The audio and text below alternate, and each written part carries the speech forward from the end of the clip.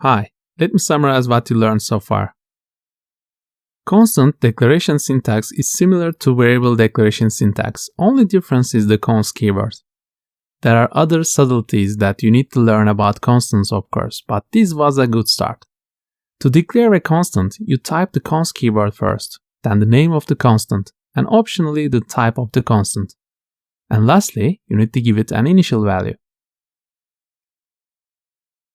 Like variables and all the other identifiers, you can also export constants. You just need to change the first letter of the name of a constant to a capital letter. If it is declared at the package level and if it is exported, then the other packages can use it. Constants don't have to be numerical. They can be declared with other basic types as well.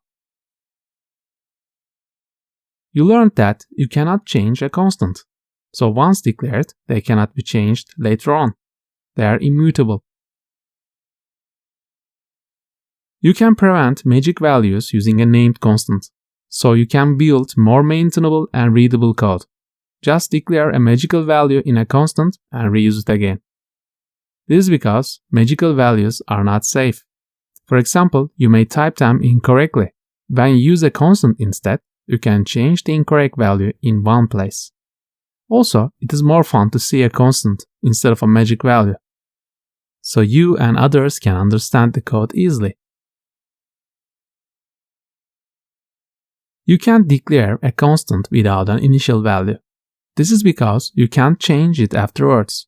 And unlike variables, there is an unused constant warning, so you don't need to use a declared constant. A constant belongs to the compile time, so a constant's initial value can't be a runtime value. So you can't initialize it using a runtime construct like a variable or a function call. Its initial value should be a compile time value, such as another constant value, or a basic literal, which is another constant as well. For example, a constant's initial value can be a string literal or an integer literal.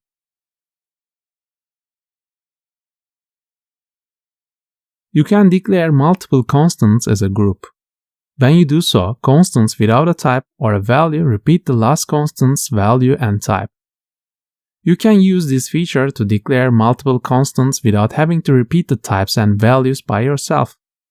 As you'll see later that this feature is mostly used with IOTA. You can use an expression while declaring a constant.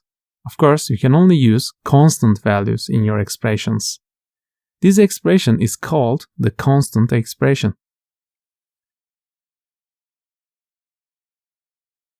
Alright, that was all. Congrats again. There are 2 more steps left. In the next step, I'm going to show you typeless constants, which is one of the most interesting features of Go. See you there.